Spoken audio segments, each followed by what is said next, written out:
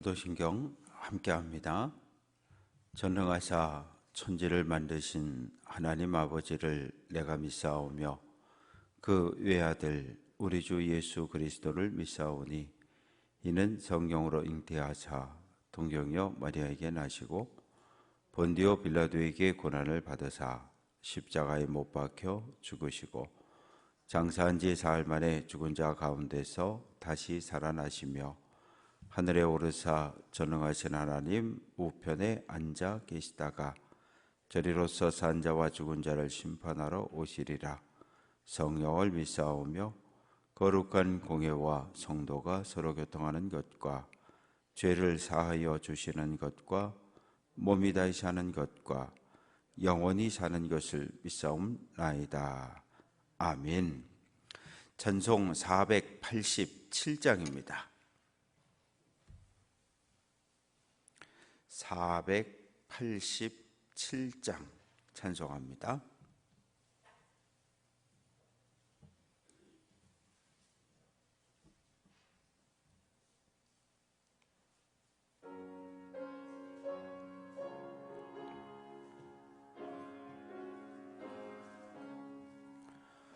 어둠 위에 빛이 오며 바람 분 후에 잔잔하고 소나기 후에 햇빛 나며 수고한 후에 쉼이 있네. 연약함 후에 강건하며 애통한 후에 위로받고 눈물 난 후에 웃음 있고 씨 뿌린 후에 주수하네. 괴로움 후에 평안 있고 슬퍼한 후에 기쁨 있고 멀어진 후에 가까우며 고독함 후에 친구 있네. 고생한 후에 기쁨 있고 십자가 후에 영광 있고 죽음 온 후에 영생하니 이러한 도가 진리로다.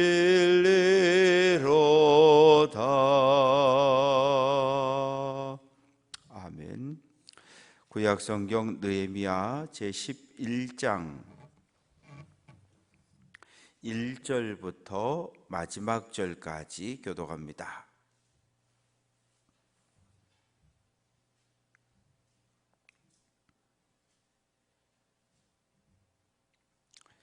(1절) 제가 읽습니다. 백성의 지도자들은 예루살렘에 거주하였고 그 남은 백성은 제비 뽑아 10분의 1은 거룩한 성 예루살렘에 거주하게 하고 그 10분의 9는 다른 성읍에 거주하게 하였으며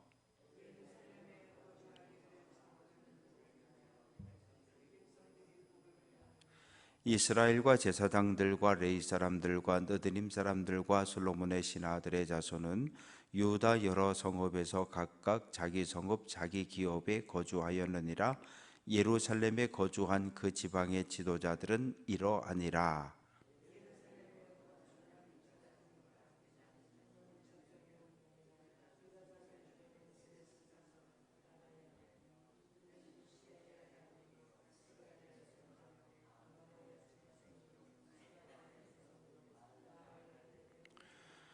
또 마아세안이 그는 바룩의 아들이요 고로세의 손자요 하사야의 증손이요 아다야의 현손이요 오야립의 5대손이요 스가랴의 6대손이요 실로 사람의 7대손이라.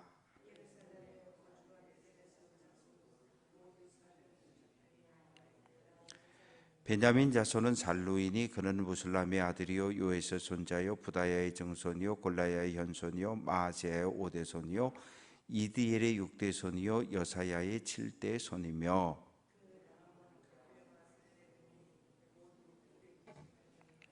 시그리의 아들 요엘이 그들의 감독이 되었고 하스누아의 아들 유다는 버금이 되어 성읍을 다스렸느니라. 또 하나님의 전을 맡은 자 스라야이니 그는 힐기야의 아들이요 무술람의 손자요 사독의 증손이요 무라요의 현손이요 아이두베의 5대손이며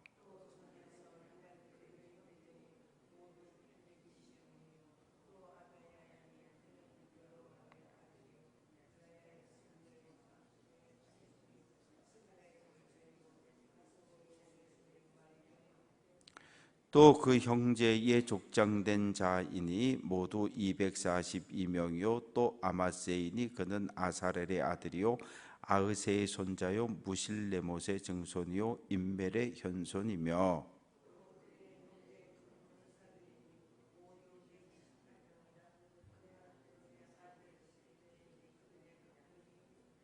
레위 사람 중에는 스마야이니 그는 하숲의 아들이요 아스리감의 손자요 하사바의 증손이요 분리의 현손이며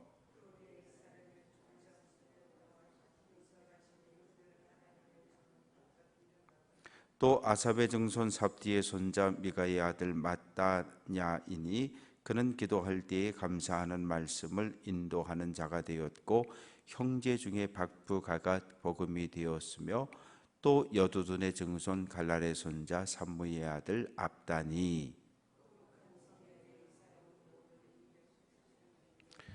성문지기는 악굽과 달몬과 그 형제이니 모두 172명이며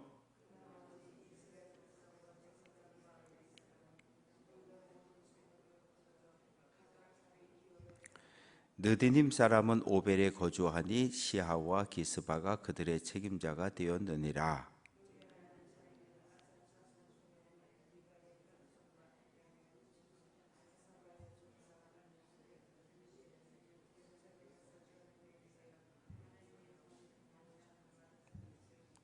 이는 왕의 명령대로 노래하는 자들에게 날마다 할 일을 정해 주었기 때문이며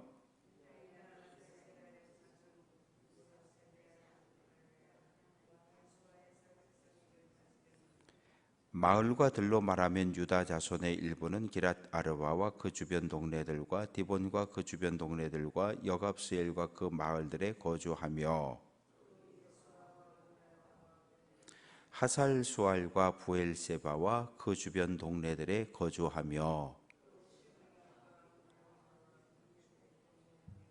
또 에너림몬과 소라와 야르뭇에 거주하며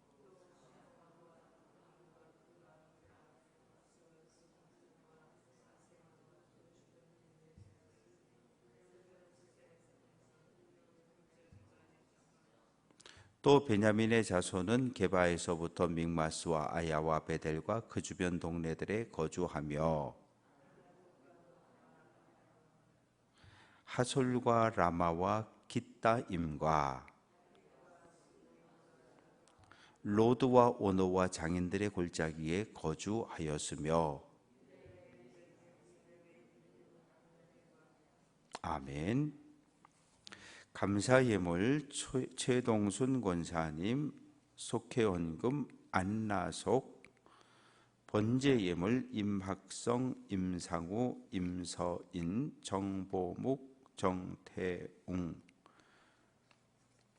박상엽, 박나온, 최영근, 고만복. 아버지 하나님, 어둠이 깃든 시간 잠에서 깨어 일어나 주님 앞에 나아왔습니다. 지난밤도 주 안에서 편안히 쉬게 하시고 한날의 첫 시간을 구별해 하나님께 드리니 오늘 한 날 사랑하는 성도들의 삶을 보호하시고 지켜 주옵소서. 하나님, 뜻하지 않는 고난과 문제들이 우리의 삶에 계속 닥쳐오지만 하나님 구름기둥 불기둥 되어 주셔서 보호하시고 지키시고 인도해 주옵소서. 이 새벽 사랑하는 아들들, 사랑하는 손주들의 이름을 기억하며 번제 예물과 감사 예물을 올립니다. 예물 속에 담겨 있는 간절한 기도의 제목들이 있습니다. 건강의 문제, 진로의 문제, 사업의 문제, 여러 가지 문제들을 놓고 주님 앞에 간절히 구할 때 하나님 하늘에서 들어주시고 하나님의 뜻에 합하게 이 땅에 응답해 주옵소서. 속회로 모입니다. 속회로 모여지는 모든 가정들 속회 모임 위에 함께 하셔서 두세 사람이 모인 그곳에 함께 한다고 주님 약속하셨사오니 하나님의 선한 뜻이 이루어지게 하옵소서. 말씀 들을 때 말씀이 우리의 삶을 다스리게 하옵소서. 예수 그리스도의 이름으로 기도합니다. 아멘.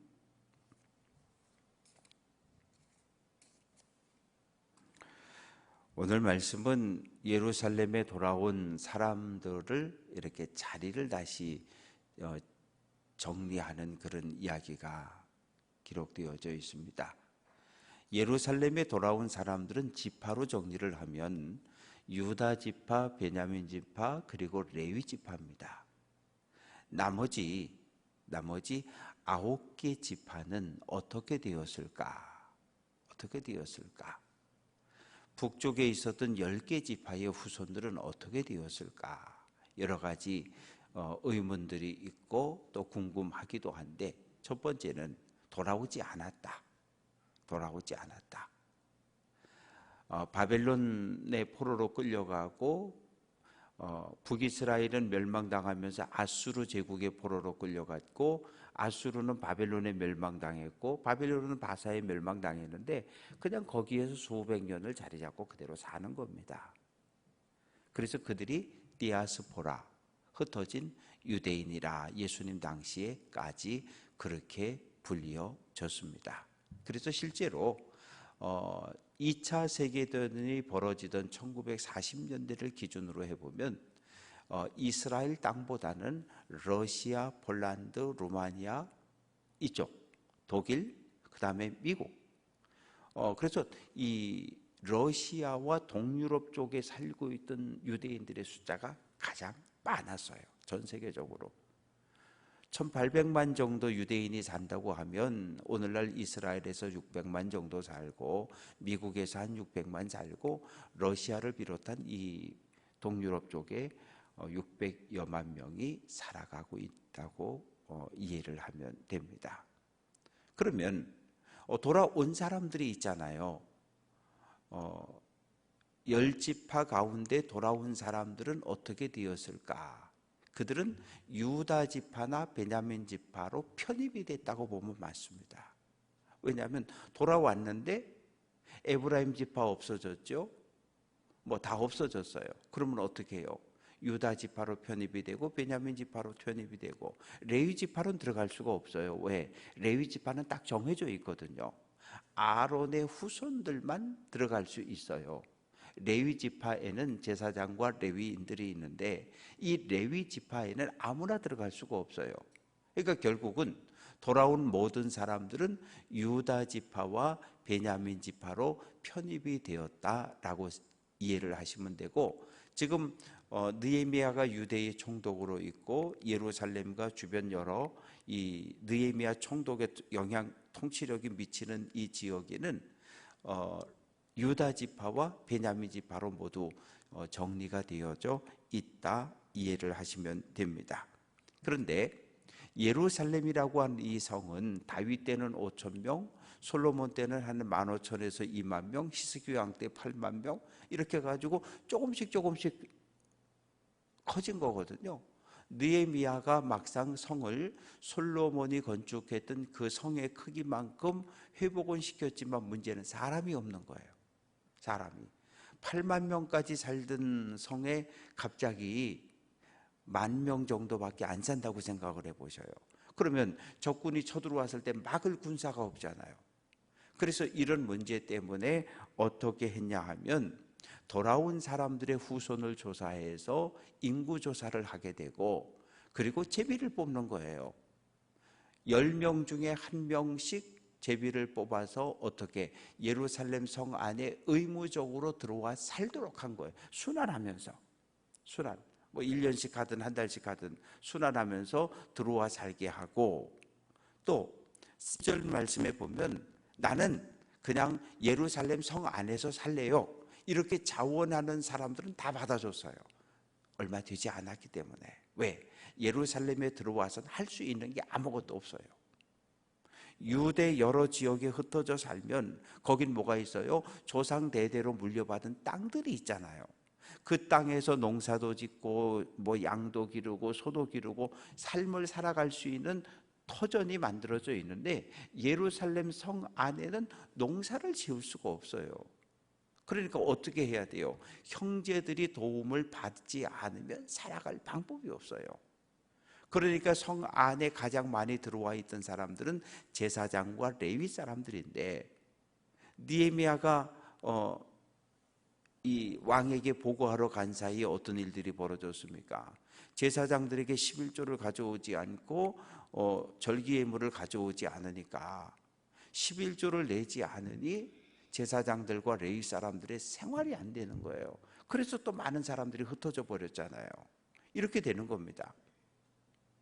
그래서 자원하는 백성들은 모두 들어와서 살 수 있도록 해주었고, 이제 3절 말씀에 보면 예루살렘에 들어와 살았던 제사장, 레위 사람, 느디님 사람, 솔로몬의 신하들, 이 백성들의 지도자의 이름들이 이제 9절까지 말씀 속에 쭉 기록이 되어져 있는데, 4절 말씀 보면 유다 자손, 베냐민 자손 몇 명이다, 이렇게 표현하고 있는 거예요. 왜? 유다 지파와 베냐민 지파 외에는 이 예루살렘 성 안에 들어와 살 수 있는 사람이 없어요.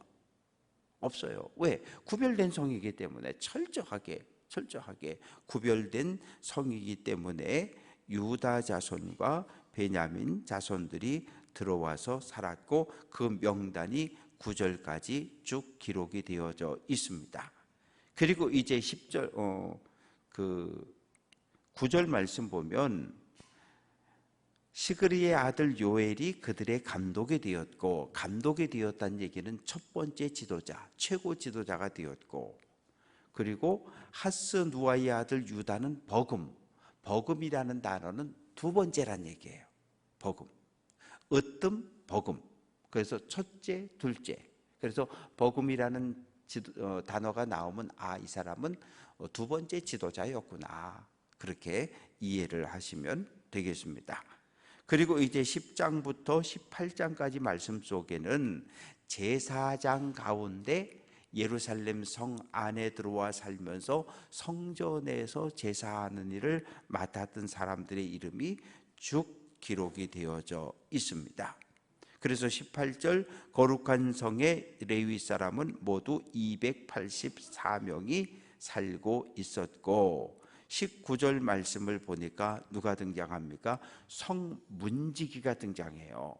284명 중에 문지기가 172명입니다. 왜요? 레위 사람들의 직무 가운데 가장 중요한 게 성전을 지키는, 이 성전이 있는 성을 지키는 일이었어요. 그래서 문지기 그러면 뭐 시간 되면 문 열어주고 문 닫아주고 이런 의미가 아니라 군인이라고 생각하면 돼요. 군인이라고. 예수님 당시에도 예수님이 겟세마네 동산에서 기도하실 때 예수님을 잡으러 갔던 사람들이 있어요. 누굽니까? 성전을 지키는 경비병들이었거든요. 대제사장의 명령에 따라 움직이는, 군인은 군인인데 헤롯 왕이나 로마 군대의 지휘를 받는 게 아니라 대제사장의 지시를 받는 성전 경비병, 이들이 지금 느헤미야 시대에는 뭐예요? 문지기인 셈이에요. 그래서 문지기가 그냥 문만 열고 닫는 사람들이 아니라 이 성의 치안을 맡고 있는 군사라고 생각을 하시면 됩니다. 그리고 노래하는 사람들이 있었고, 이제 25절 이하의 말씀 속에 보면 어떤 사람들이 등장을 하냐 하면 기타 향촌, 즉 그 유대 여러 지역에 베냐민 지파 땅에 살던 사람들의 숫자가 기록이 되어져 있는데, 25절 유다 자손의 일부는 기랏 아르바, 기랏 아르바라고 하는 건 성이란 얘기예요. 작은 성.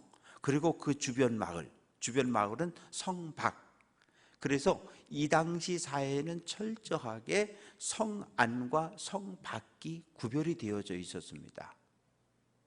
그래서 예수님이 사역할 때도 이 갈릴리 지역에는 250여 개의 성과 마을이 있었다.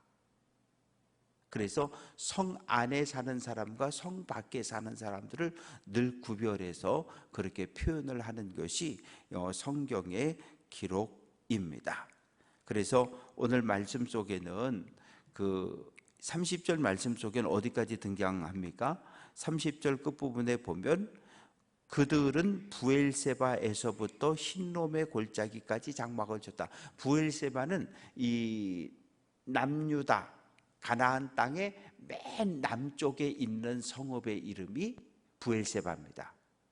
그리고 흰놈의 골짜기는 예루살렘 성 그 남서쪽에 위치해 있는 골짜기, 여기까지 누가 유다 자손들이 흩어져 살았고, 그리고 이제 그 주변으로 예루살렘 성 주변으로 베냐민 지파 사람들이 살았다라고 기록하고, 36절 유다에 있던 레위 사람의 일부는 베냐민과 합하였느니라. 그래서 새롭게 나라가 세워지기는 했는데 12개 지파가 아니라 유다 지파, 레위 지파, 베냐민 지파 딱 셋만. 그래서 예수님 당시에도 유대인 그러면 유다 지파, 베냐민 지파, 레위 지파 셋밖에 없어요. 나머지 10개 지파는 어떻게 돼 버렸어요? 믿음 있는 사람들은 편입이 되어졌고, 그 외의 사람들은 사마리아 지역 사람들을 10개 지파가 자리 잡고 살던 사마리아 지역 사람들을 이 예루살렘에 있는 유대인들은 형제로 인정하지 않았습니다. 왜요? 아수르에 의해서 통치를 받을 때 아수르 정책은 강제 결혼을 통해서 피를 다 전부 섞어버리는 거예요. 우리 민족은 오랫동안 단일 민족이었어요. 그러나 오늘 우리 민족을 가리켜 더 이상은 단일 민족이라고 말할 수가 없어요. 왜? 중국의 성씨를 가진 사람들도 많이 들어와 자리 잡고 살고, 일본이 뿌리인 사람들도 와서 살고 있고, 그리고 이제는 전 세계 사람들이 들어와서 우리나라에 함께 살아가고 있기 때문에 다문화 가족의 숫자가 이미 수백만을 넘어 200만 이상을 넘어가고 있는 사회가 우리나라 사회이기 때문에 우리도 이제 단일 민족이라는 표현을 사용하지 않습니다. 그래서 이스라엘은 원래가 12지파 공동체였지만 바벨론 포로 시대를 거치면서 유다 지파, 베냐민 지파, 레위 지파로 남게 되고, 이것은 예수님 시대까지도, 그리고 오늘날도 유대인을 만나면 딱 3개 지파밖에 없는 거예요. 유다 지파, 베냐민 지파, 레위 후손. 말씀을 정리해 봅니다. 하나님의 은혜로 돌아왔고, 이제 성전이 건축되고 성벽이, 성문이 완공이 되어져서 온전한 하나의 성을, 구별되어진 땅을, 성을 회복하게 되었습니다. 그러나 여전히 많은 문제들이 있어요. 대적들은 계속 공격하고 막아낼 수 있는 군사의 숫자는 적고, 그럼에도 불구하고 하나님께서 이 돌아온 자들을 통해서 영광 받기를 원하신다는 거죠. 그래서 오늘 우리가 해야 할 일은 무엇입니까? 주님의 몸을 하나님이 보시기에 좋은 교회로 회복시켜가는 것. 우리가 서로 사랑함으로써 세상 모든 사람들이 볼 때에 야, 저 교회는 하나님의 나라가 이루어지고 있다라고 인정을 받는 것. 오늘 한 날도 믿음의 길을 잘 지키고 내 믿음의 집을 견고하게 지어갈 수 있는 귀한 성도들 될 수 있기를 주님의 이름으로 축원합니다.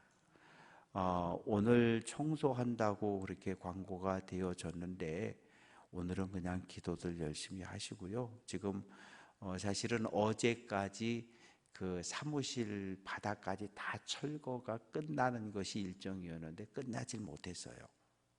그래서 지금 어제 저녁 때 퇴근하기 전에 저 뒤쪽하고 계단 내려가는 쪽까지는 한 번씩 다 닦고 퇴근을 했는데 1층은 전혀 닦지를 못했습니다. 그래서 1층을 출입을 금하고 있고요. 이따 오후쯤 되면, 오전이면 공사가 끝날 것 같고 오전에 공사가 끝나면 하여튼 오후에 좀 1층을 좀 정리해가지고 정리하고 나면, 거기가 정리가 안 되면 이 먼지 때문에 청소를 해도 또 그렇게 돼요. 그러니까 오늘은 힘써서 청소들 하시고, 오늘은 힘써서 기도들 하시고, 하여튼 내일은 좀 하여튼 걸레들 집에서 이제 좀 정리할 수건들이 있으면 가져오셔서 아마 전체를 좀 다 닦아야 될 것 같아요. 그래서 오늘은 그냥 기도하시면 되겠습니다. 기도합니다.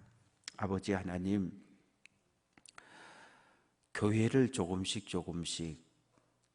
변화시켜가는 일도 많은 불편함이 뒤따릅니다. 생각지 않았던 크고 작은 일들이 계속 일어나기 때문입니다. 하나님, 우리가 주님의 몸인 교회, 우리가 신앙생활하는 교회를 가꾸고 돌보고 꾸미는 것처럼 우리 믿음의 집을 견고하게 짓고 아름답게 꾸며서 하나님께 영광 돌릴 수 있는 귀한 성도들 되게 해 주옵소서. 가장 중요한 것은 내 믿음의 집 안에 예수님을 모시고 살아가는 일입니다. 성령을 모시고 살아가는 일입니다. 오늘 한 날도 내 마음 중심에 예수님 모시고 믿음의 길을 잘 달려갈 수 있도록 크신 은혜와 은총 더하여 주옵소서. 이어지는 우리의 모든 기도를 하나님 들어주시고 응답해 주옵소서. 예수 그리스도의 이름으로 기도합니다. 아멘. 하늘에 계신 우리 아버지여, 이름이 거룩히 여김을 받으시오며 나라가 임하시오며 뜻이 하늘에서 이루어진 것 같이 땅에서도 이루어지이다.